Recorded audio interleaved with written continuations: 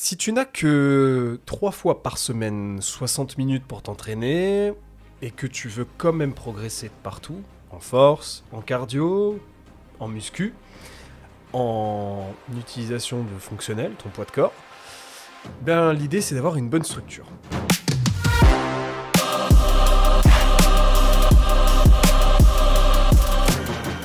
Et aujourd'hui c'est ce que je t'offre dans cet épisode. Une structure sur 3 séances types. On va prendre un exemple pour aujourd'hui. 3 entraînements qui seraient idéaux, ce qu'il faut comprendre à leur échelle, sur plusieurs semaines, et un plan que vous pouvez copier et utiliser si jamais il vous intéresse. Il sera téléchargeable en description. Ce que je vous propose aujourd'hui, c'est de réfléchir ensemble à une structure de 3 entraînements plutôt parfaits en CrossFit ou en fitness complet qui vous permettent de travailler le panel d'un fitness complet, c'est-à-dire le cardio court, le cardio long, l'endurance musculaire, la musculation, la force et l'utilisation de son poids de corps. Bref, quelqu'un de plutôt fonctionnel, ou en tout cas avec un fitness complet, ça se rapproche du CrossFit, il y a forcément cette condition-là. Et donc aujourd'hui, ce qu'on va faire, c'est full concret.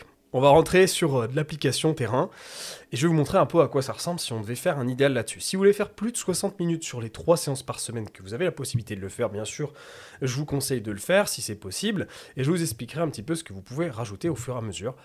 L'idée, c'est d'avoir une approche qui respecte ce qu'on a expliqué à l'épisode précédent. Alors pour rappel, on avait fait un podcast il y a 2 semaines où je vous avais expliqué la logique des 60-30-10. C'est quoi ? C'est un moyen de segmenter par priorité ces entraînements et de voir qu'est-ce qu'on va travailler au cœur, qu'est-ce qu'on travaille en secondaire, qu'est-ce qu'on travaille à côté.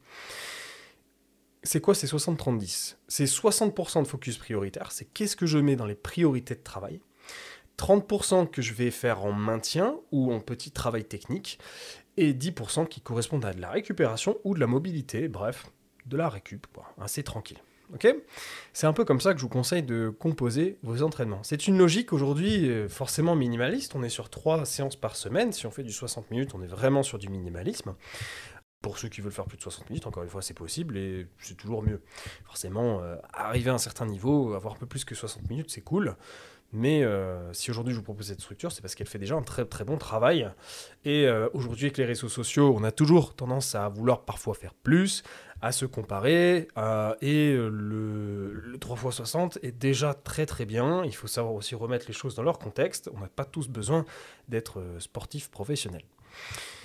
Encore une fois, voilà, l'idée c'est d'avoir évidemment une bonne force, c'est d'être fort. Ça reste la base, le renforcement. On ne peut pas vraiment passer à côté pour être un individu qui vieillit bien, qui se compose bien, qui a un fitness complet, il faut être fort, il faut avoir une masse musculaire et un engine, donc un moteur qui est durable, qui fonctionne bien, votre cœur, etc., cardio, et un petit mix de tout ça avec du travail de seuil. Bref, on va avoir une progression ici où on va réfléchir, si on fait un exemple de 6 semaines qui est linéaire, simple, on va travailler sur des charges, des reps, de la durée, mais l'idée c'est d'être à fond, ou plutôt bien sur ces 3 séances, et le reste du temps, on va récupérer. Si on s'entraîne moins dans la semaine, il vaut mieux mettre une très bonne intensité. Si on s'entraîne plus, il va falloir réduire parfois un peu l'intensité pour pondérer tout ça. Alors si on prend notre exemple, c'est un peu une prolongation de l'épisode précédent, ici notre séance, on va dire, ok, c'est quoi les 60% ? On met la priorité. Dans l'exemple que je vous donne, la priorité, c'est du renfort du haut du corps, du renfort du bas du corps, et du travail fonctionnel. En tout cas, c'est ce que j'ai constaté sur mes suivis depuis de nombreuses années, et depuis cette année où je travaille aussi maintenant au CrossFit, la plupart des gens ont plus de travail prioritaire à faire sur ces points-là. Ce qui manque souvent, c'est de la masse musculaire, de la force, parce que le cardio, c'est plus facile à choper, et la technique aussi, bien sûr, qui demande un peu de travail. Ça, je ne vais pas vous mentir, la technique, le skill, ça reste évidemment un travail de longue haleine pour certains trucs, évidemment, c'est du taf, c'est pas inné. Et du coup, c'est souvent les points qui sont à mettre en priorité. Et donc, si on fait notre exemple de ce cas-là, évidemment, aujourd'hui, la structure de 3 séances que je vais vous proposer comporte ces 3 éléments. Haut du corps, bas du corps, et gym fonctionnel, poids de corps, et du skill un petit peu, voilà. Ça, c'est notre 60%. Après, il y aura évidemment un petit peu de secondaire avec du travail de Metcon, un travail plus court avec de la puissance, du travail d'engine, du travail de cardio. Il va falloir en faire quand même, ou du travail d'intervalle. Et du coup, c'est ce que je vais vous recommander. C'est aussi d'ailleurs ce que j'ai constaté sur mon pré-lancement actuel de programme groupé. Sur le programme de groupe CrossBoost actuellement, je leur ai fait une phase de test en privé. Ils sont sur leur 5e semaine bientôt là. Donc bientôt la fin, il leur reste 2 semaines. Et j'ai tout de suite constaté que c'était les points aussi à travailler en priorité. Donc aujourd'hui, sur l'exemple que je vais vous faire, que je vous donne sur un exemple minimaliste, qu'est-ce qu'on fait? Sur notre séance 1, on va mettre du travail en force, haut du corps, et un Metcon court puissant. Ce que je vais recommander, c'est, ici l'objectif aussi pour revenir dessus, c'est d'avoir une force verticale pour pouvoir se tracter, savoir gérer bien sûr à l'arrivée des tractions ou plus si affinité, et d'avoir une intensité qui reste contrôlée avec des mouvements contrôlés. L'échauffement, le warm-up, c'est dans cet idéal de 60 minutes, 8 minutes. Ça peut être 8-15 minutes si on a plus de temps, mais l'idée c'est ça. Et ce que je vais vous recommander, du coup, ici pour gérer les tirages verticaux, c'est des scap pull-up. Donc on va travailler la ceinture scapulaire sur la traction. En tout cas, que ce mouvement-là. Ensuite, je vais vous recommander de faire un petit peu de pompe activée sur le haut du corps, faire un petit peu de air squat pour remonter un petit peu le cardio si vous n'avez pas fait un petit peu de cardio pour arriver jusqu'à votre zone d'entraînement, et de faire un petit peu de gainage avec du hollow et du arch à 30 secondes par position. Une fois que ça c'est fait, on le fait sur 3 tours, chacun des points que j'ai cités, on va pouvoir démarrer le travail principal. Notre travail principal sur cette première séance va être sur du push press. Ici, on va aller chercher à travailler surtout évidemment toujours le haut du corps avec la poussée, donc on va avoir un travail d'épaule, un travail de triceps et un travail un petit peu de puissance. Et donc dans notre exemple, on a un 5x3 avec 80-85% d'intensité et un RPE qui est 8.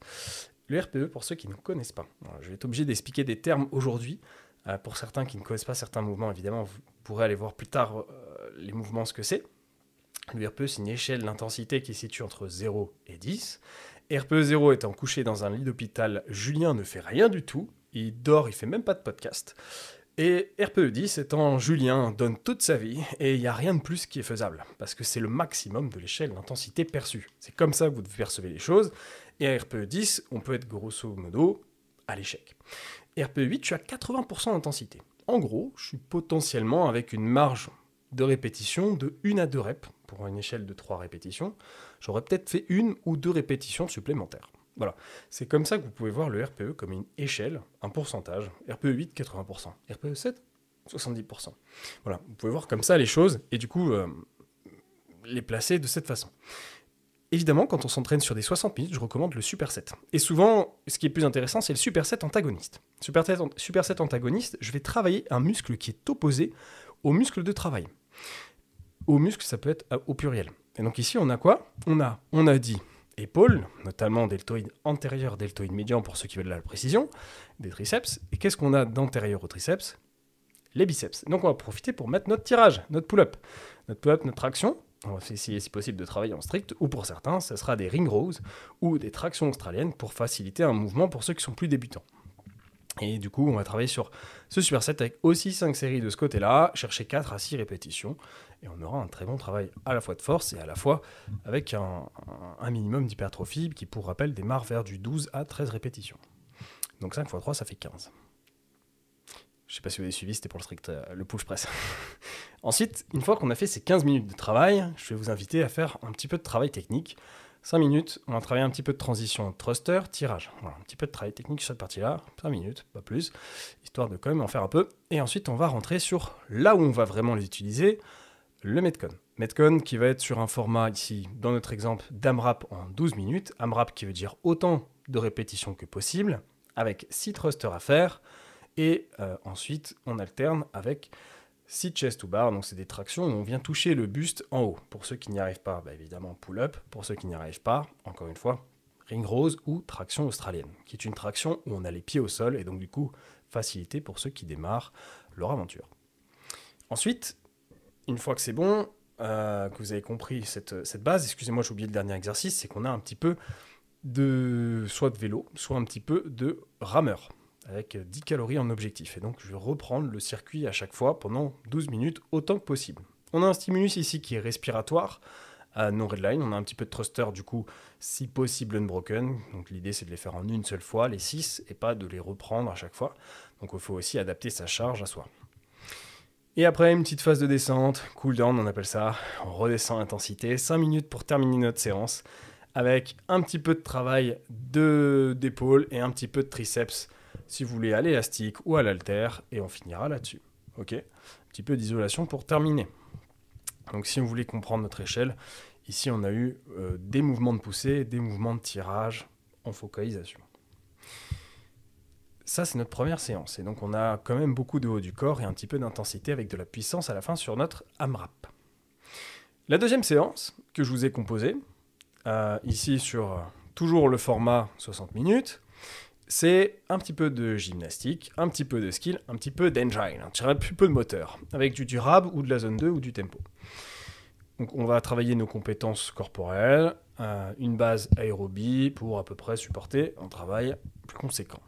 Échauffement à nouveau avec 8 minutes en objectif, ça peut être un peu plus pour ceux qui nécessitent plus et qui ont plus de temps. 6 minutes tranquille sur une machine, on fait monter un peu le cardio. Il faut le travailler, il faut le chauffer ce cœur. Ensuite, on va faire un 2 fois 10 reps sur 10 keep swing et 10 PVC overhead squat. On travaille ici de mobilité et à chaque fois d'activation musculaire. Ensuite, sur le skill, la partie travail, on va pouvoir retrouver un EMOM de 10 minutes. Et donc ici, sur le skill, qui est un peu la partie qu'on appelle compétence. C'est le moment où on va travailler. On fait du travail technique. Donc sur notre partie technique, un EMOM, ça veut dire toutes les minutes, je vais reprendre mon exercice. Et donc pendant 10 minutes. Donc on a 10 séries. Et chaque minute, un truc. La minute 1, nous allons faire des HSPU, qui est un travail ici de pompe Poirier, donc de pompe à l'envers. Évidemment, il faut atteindre ce niveau. Et qu'est-ce que je vous invite à faire si vous n'avez pas encore ce niveau-là? Vous pouvez faire très bien ceci en keeping, pour ceux pour qui c'est trop dur. Donc keeping, c'est avec un balancier. Ou pour ceux pour qui c'est trop dur, vous pouvez faire des pikes. Des pikes, ce sont des pompes tête à l'envers avec les pieds au sol. Donc en gros, je suis dans une position pont. Et donc, j'ai les mains au sol, j'ai les fesses en l'air, j'ai les pieds au sol. Un pont.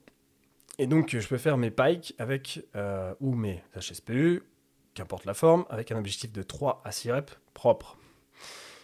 Ça, c'est notre minute 1. On va faire ça. Et notre minute 2, on va y placer des toes to bar, donc avec un objectif de travail de la sangle abdominale, un objectif de fermeture, on appelle ça. Et donc, on va essayer de travailler en progression dessus. Et sur cette minute 2, l'objectif, ça sera de faire plus. Ça va atteindre un nombre de répétitions et, si possible, semaine 2, semaine 3, d'en faire plus. On peut commencer, pour ceux qui n'y arrivent pas encore, au toes to bar. Donc, c'est des abdos à la barre et je viens monter mes pieds jusqu'à ce que mes pieds touchent la barre. Pour ceux qui n'y arrivent pas, on peut passer par les knee raises. Donc, les knee raises, c'est mes genoux qui vont monter et pas mes pieds, ce qui sera plus facile qu'avoir les pieds. Donc, je ne vais pas monter les genoux jusqu'à la barre, je vais les monter soit à angle droit, soit jusqu'à la poitrine. Donc ça va être une version plus facilitée pour travailler notre sangle abdominale, nos fermetures. Et donc ceci compose la minute 2. Et la minute 3, qu'est-ce qui va se passer? On revient à l'HSPU. Et minute 4, on revient au toes to bar. Et ceci jusqu'à atteindre 10 minutes. Rappel, encore une fois, pour ceux qui ont du mal à suivre, vous avez un doc téléchargeable en description. Ensuite, au niveau de l'engine, et ce pourquoi on est aussi venu pour cette séance et pas faire que du technique, c'est de travailler notre cardio. Et donc, sur notre cardio, on va retrouver ici de la zone 2 en continu, avec du vélo, de la course, pour ceux qui n'ont pas de matériel, ou du rameur. L'idée, c'est que la conversation doit être facile, on peut parler, hypothétiquement. On pourrait discuter. Un RPE qui est ressenti de 5 à 6 sur 10. Une cadence qui est stable, et si possible, un travail qui est nasal. Ça veut dire quoi? Je ne respire uniquement du nez. Comme ça, si jamais je devais tenir une conversation, c'est à peu près équivalent. Donc je fais une respiration, si possible, qui est que du nez. Bien sûr, si pour vous c'est récent, ça sera peut-être difficile. Donc ça arrivera plus tard. Et enfin, on terminera pour un petit travail de la sangle du tronc, avec un petit finisher pour le gainage, avec 5 minutes, 3 tours. Donc les 3 tours, c'est 20 secondes de holo, 20 secondes de planche latérale, droite, gauche, et 20 secondes de arche haul. Et en fait, on va faire ça, du coup, sur 3 tours. Donc, normalement, on est d'accord, ça fait 3 fois 80 secondes. Ensuite, au niveau de la séance 3, qui va nous rester, et ben, on arrive au bas du corps, hein. Ça y est, il faut le faire. C'est le moment de faire un peu son bas du corps et de travailler ses jambes avec un travail de force de jambes. Ici, au niveau de la composition de la séance, bah, l'objectif c'est d'être fort sur ses jambes et d'avoir une bonne tolérance lactique. Comment ça va se composer? On va retrouver un warm-up de 8 minutes avec 2 minutes. Pareil, on monte le cœur, on travaille. On fait monter un peu le cardio, pas trop longtemps, voilà, 2 minutes, bien active. Ensuite, on va mettre 2 séries de 10 glute bridge et 10 fentes et 10 kettlebell deadlift. Donc, ou ça peut pas forcément être la kettlebell, ça peut être à l'haltère, le petit deadlift à l'haltère. Voilà, on va faire un échauffement de 10 reps de chaque, et ce sur 2 tours. On va arriver ensuite en partie centrale avec le travail de renfort et de force, avec semaine paire, semaine impair, un travail différent. Notre temps est limité dans notre exemple. Et donc, par conséquent, il va falloir alterner pour qu'on travaille un petit peu de tout. Semaine paire, vous allez pouvoir travailler du deadlift, du soulevé de terre, avec du 5 x 3 reps, 80-95% d'intensité, RPE 8 au départ, sur la première semaine. Semaine impaire, du back squat, avec 5 x 5 répétitions à 75-80% au départ. Pour ceux qui s'entraînent à la maison, je vous ai entendu, vous pouvez travailler à l'haltère avec soit du coup des squats à l'haltère et du deadlift à l'haltère, soit des front squats que vous pouvez faire en position goblet, c'est-à-dire goblet squat, je tiens une haltère devant moi. Et pour le soulevé de terre, vous pouvez aussi très bien faire un RDL aux haltères. Ça marchera aussi très bien. Ensuite, on va avoir un travail d'intervalle de seuil. On va travailler sur 15-18 minutes. Sur ce travail-là, on va se retrouver avec un travail de 6 fois 6 tours, avec 2 minutes actives, 1 minute de repos. 2 minutes actives, 1 minute de repos. À l'intérieur des 2 minutes, on va retrouver 10 calories ou 8 calories de vélo ou de rameur ou de course. Du coup, vous faites des petits allers-retours en shuttle run. Et ensuite, on va retrouver 8 dumbbell snatch alternés. Et enfin, on termine avec un maximum de double saut de corde, double under, ou un seul saut de corde pour ceux qui ne font qu'un seul saut, ou pour ceux qui n'ont pas de corde, des jumping jacks. Et pour le coup, vous pouvez faire un max dans tous les cas. L'idée, c'est de noter son score, d'avoir un score qui convient, d'avoir un pacing, une respiration qui est régulier, qui est contrôlé, et de ne pas exploser dès la manche 1. Voilà, l'idée, c'est de se contrôler et de ne pas aller à fond dès le départ. Il va falloir tenir les 6 tours. Bien que vous avez 1 minute de repos, ça peut être un peu piège parce que 1 minute, ça part très vite. Ensuite, une fois que c'est fait, on va terminer notre séance avec un cool-down et une partie basse. Avec redescente, on travaille un petit peu nos hanches, nos chevilles et respiration pendant 2 minutes. Voilà, on aura fait un travail plutôt complet sur cette semaine. Au niveau du déload, on va chercher à réduire de 15 à 20% les charges. Au niveau de la zone 2, rester sur de la facilité sur les 20 minutes. Et si on veut se tester, du coup, sur cette dernière semaine, au niveau du Metcon court, on va faire un AMRAP sur 10 minutes cette fois-ci, mais avec des couplets pour comparer avec la semaine 1. En tout cas, au niveau de la force, ce que vous pouvez faire, c'est de tester un 3RM, c'est 3 répétitions. Je garde une très bonne technique, attention, je suis propre et je vais peut-être tester mes 3 reps et voir ce que ça donne avec un maximum sur mes 3 reps, parce qu'on a travaillé là-dessus. Donc c'est le moment d'essayer ça. Ensuite, l'idée de ce qu'il faut noter, que vous allez pouvoir conserver, c'est ce qu'on appelle des benchmarks, en tout cas des notes de progression, et ça va vous permettre de vous comparer et voir votre évolution sur le long terme.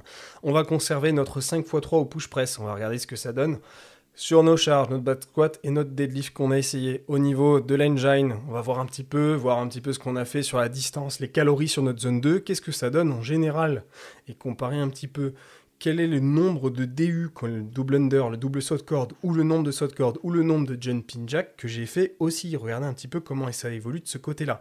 En fait, si vous voulez évoluer, il faut observer les marqueurs. Il faut voir ce que ça donne. Et pour ça, du coup, il faut les noter, parce que sinon, vous n'allez jamais avoir de recul et pas savoir comment vous avancez. Et ça va vous permettre aussi, du coup, de mieux calibrer la suite. En tout cas, c'est comme ça qu'on tient un programme et qu'on tient une programmation, c'est d'avoir un max de détails. C'est pour ça que des fois, les élèves, s'il y en a qui m'écoutent, quand vous m'écrivez rien, que vous m'envoyez le programme, c'est bon, c'est fait, il n'y a aucune note sur la semaine, moi je boude un peu parce que j'ai pas de quoi travailler. C'est la même chose pour vous, si vous voulez évoluer, il faut des notes, il faut savoir ce qu'on fait. Et du coup, pareil, Metcon, AMRAP, l'idée, c'est de savoir les tours, les répétitions, qu'est-ce que j'ai fait. le ressenti, le RPE, savoir comment je suis à la fin de mes séances aussi, c'est important. Ça permet aussi de voir comment ça vous a taxé et comment vous évoluez dessus. Est-ce que je dors bien? Est-ce que j'ai des douleurs? Et avant, j'en avais pas. Ces choses-là. Petit rappel que je voulais donner sur les alternatives si vous n'avez pas ou peu de matériel. Alternative, pas ou peu de matériel, la course, du coup, pour éviter les machines de cardio si vous n'en avez pas. Bien sûr, ça reste intéressant, je recommande les machines de cardio, mais il y en a qui ont peut-être pas les équipements, qui s'entraînent à la maison, tout ça, donc je vous ai compté du coup sur la course. Ensuite, au niveau des thrusters à la barre, vous pouvez le faire aussi au kettlebell ou à l'halter, c'est aussi faisable, ça existe. Ensuite, au niveau des tractions, évidemment, comme je l'ai dit, ceux qui ne peuvent pas encore en faire, vous pouvez très bien faire des ring rows ou des tractions australiennes. Ou même des jumping pull-up, donc je saute et je fais ma traction à partir de l'aide du saut. Ensuite, on va retrouver les DU qui deviennent des double under, des single under, donc des simples sauts de corde, ou tout simplement pour ceux qui n'ont pas de corde, des jumping jacks. Au niveau des erreurs à éviter, des trucs qui vont un peu flinguer votre minimalisme, et qui peuvent un peu casser la dynamique qu'on a essayé d'adopter sur ces séances. Essayez de ne pas forcément chercher à PR chaque semaine. Comme je vous l'ai dit, il y a une structure dans les séances, et le PR, c'est surtout à la fin. Le truc, c'est que quand on fait un travail comme ça avec de la forte intensité, on est sur des gros pourcentages d'intensité, on peut pas faire ça tout le temps. C'est pas possible, sinon vous allez vous cramer. Et donc, du coup, il faut doser. Il faut savoir doser et se dire, ok, à ce moment-là, je vais mettre plus d'intensité, à ce moment-là, je vais en mettre moins. Donc, il faut se calmer. Ensuite, mettre 3 metcons dans la semaine, toujours des metcons partout, et all out de partout. All out, c'est j'y vais à fond, de partout. Ça marche pas. Il va falloir doser aussi sur le travail de cardio. Si je vous fais faire de la zone 2, c'est pas pour rien. Ensuite, changer de mouvement toutes les semaines. Ça aussi, c'est problématique parce que du coup, on ne progresse pas sur des mouvements. On n'a pas de progression de force, pas de progression de masse musculaire. Et du coup, ces paramètres-là n'avancent pas. Ensuite, le truc, c'est de sauter l'échauffement et la mobilité. Je vous invite pas trop à le faire parce que déjà, il faut être chaud. L'idée des gens qui font du minimalisme en général, c'est qu'ils n'ont pas le temps ou qu'ils n'ont pas envie de mettre ce temps-là. Et donc souvent, vous arrivez, vous n'êtes pas chaud. Donc je vous recommande pas de sauter et de vous mettre dedans direct sous la barre. En général, vous ne serez pas à même de la gérer. Même si aujourd'hui, l'échauffement, côté scientifique, alors ça c'est toujours côté scientifique, mais l'échauffement, il fait pas trop ses preuves. On est capable d'être très fort sans échauffement. Bon, maintenant il y a le recul, il y a le mental, il y a la préparation mentale à faire quelque chose, il y a la gestion des blessures, c'est encore autre chose. Des fois, je suis pas toujours d'accord avec les études, même si je vous en parle très souvent des études scientifiques. Là-dessus, je suis pas hyper d'accord. Mais les choses sont là, elles ont encore été montrées récemment. On peut vite choper une barre. Bon, moi je le ferai pas. Ensuite, s'ignorer le RPE, ça revient après un peu dans la même idée qu'ignorer les charges. Si vous êtes tout le temps RPE 10, forcément la semaine 6, elle va être très compliquée. Et vous n'allez peut-être pas réussir à PR, pas réussir à faire une perf, et voilà, ça va pas le faire. Et voilà, niveau récup, je vais pas vous faire de dessin, mais niveau récup, nutrition, ça reste du minimum vital au minimum, c'est très important. Je vous conseille de dormir au moins 7 heures, grand minimum, aller chercher les 8 heures. De faire une sieste de 20 minutes si possible quand vous avez le temps, le week-end peut-être. Au niveau des protéines, aller chercher 1,8 g par kilo de poids de corps. Manger des glucides après votre entraînement, bref, faire un repas. Pardon, c'est pas la course, on peut faire un repas 1 heure après, il n'y a pas de souci. Au niveau de l'hydratation, de bien boire, manger du sel si on ne mange pas transformé. Si on mange transformé, le sel, vous en aurez suffisamment. Si on mange très clean, il va falloir saler ses plats. Attention aussi. Et n'hésitez pas à faire un petit peu de mobilité si vous avez le temps. Pour notre 10% qui n'est pas présent forcément dans les séances, c'est notre 10% supplémentaire. C'est 10 minutes de mobilité, au moins un jour sur 2, un jour sur 3. Ça sera pas mal. Ensuite, au niveau de tout ça, moi l'idée c'est que je vous ai montré un peu à quoi ça ressemblait pour que vous puissiez l'appliquer de votre côté, que vous puissiez potentiellement le faire aussi et peut-être vous y mettre pour qui c'est neuf, ça vous fera du bien. Vous avez toujours, comme je disais, les 3 séances qui sont copiables, dispo en description. Le plan de 6 semaines, et moi je pense que si vous suivez ça pendant au moins un mois, si en plus c'est du neuf, ça vous fera beaucoup de bien. Vous allez forcément progresser, surtout si vous êtes débutant. Et si jamais vous voulez que trouver un programme qui soit dans cette idée-là, le faire en groupe ou quoi, bah écoutez, ça ouvre bientôt avec le vrai cycle de CrossBoost qui va ouvrir en septembre. Donc un peu de patience, ça ouvre dans 2 semaines maintenant. Donc ça ouvrira bientôt et du coup, vous aurez tout ce qu'il faut là-dessus. À ce moment-là, on se retrouvera pour un épisode à l'occasion. Mais pour l'instant, ça reste en pré-lancement et du coup, c'est en cercle privé. Je regarde avec grand plaisir ce qu'ils sont en train de faire sur leurs 6 semaines. Et, écoutez, j'espère avoir de belles perfs pour ceux qui écoutent d'ici peu sur ce que vous avez fait. On se retrouve très bientôt pour un nouvel épisode. Il n'y aura qu'une semaine d'écart avec le prochain épisode. Je vous spoil ou pas? Est-ce que je vous spoil? Le prochain épisode qui est prévu, c'est surtout sur... Attends. Je me suis trompé. Je ne vais pas le dire. Je crois que je me suis trompé. On oublie ça. Voilà. Je n'ai pas d'épisode. Ok. On se retrouve pour du coup ce prochain épisode dans très peu de temps, d'ici une semaine. Je vais pas vous laisser tout seul. On a eu pas mal de pauses ensemble cet été pour que tout le monde profite. On se retrouve pour le 1er septembre pour le prochain épisode. Merci pour votre écoute comme toujours. C'était Julien. Hey! Tu as bien écouté ce podcast? J'espère qu'il t'a plu. C'est Julien, je suis créateur du podcast Next Physique, mais aussi coach depuis de nombreuses années. Avec un bon développement depuis 5 ans maintenant, j'ai pu aider des centaines de personnes à se transformer physiquement, mentalement et devenir la meilleure version d'eux-mêmes. À l'origine, je dirigeais une équipe qui s'appelle MFT, Misfit Tidings. On souhaitait réunir les meilleurs conseils et spécialistes afin d'obtenir un quotidien optimisé et devenir un vrai athlète à sa façon. Et c'est pour ça que je vous appelle les athlètes en fait. Mais tout ça sans être frustré avec son sport. C'est vraiment quelque chose d'important pour moi et j'imagine pour vous aussi. Avec un quotidien optimisé, vous pouvez faire votre vie, tout simplement, gérer votre diète avec plaisir et désormais, je suis devenu un peu un expert en la matière. Next Physique s'inscrit dans la lignée de l'esprit de ce coaching. Je souhaite le meilleur pour chacun de mes élèves afin que vous puissiez gérer vos PR, votre vraie surcharge progressive et ainsi atteindre votre Next Physique. Car c'est un suivi, donc je suis présent tous les jours pour assurer la meilleure évolution possible de la personne et c'est pour ça que j'ai décidé à l'initial de faire du coaching en ligne et pas en salle. Oubliez les diètes sans cookies, oubliez les exos qui changent à gogo chaque semaine parce que c'est du marketing. Ici, on va progresser sur les exercices et bien sûr des exos qui vous plaisent et qui rentrent dans votre emploi du temps, votre salle de sport et son agencement. C'est un tandem, ça se passe entre vous et moi pour construire une équipe qui avance ensemble. Je vous prépare le terrain, j'assure vos arrières et vous faites le job à l'intérieur du terrain. Les coachings sont sur réservation. Si tu écoutes ce podcast, c'est que tu es intéressé par l'optimisation de tes résultats et je suis sûr qu'on ira du coup loin ensemble. Contacte-moi directement sur Instagram pour qu'on en discute et qu'on regarde mes disponibilités de réservation ou qu'on s'appelle tout simplement si tu veux qu'on en discute. Plus d'informations sur le suivi en lien en description.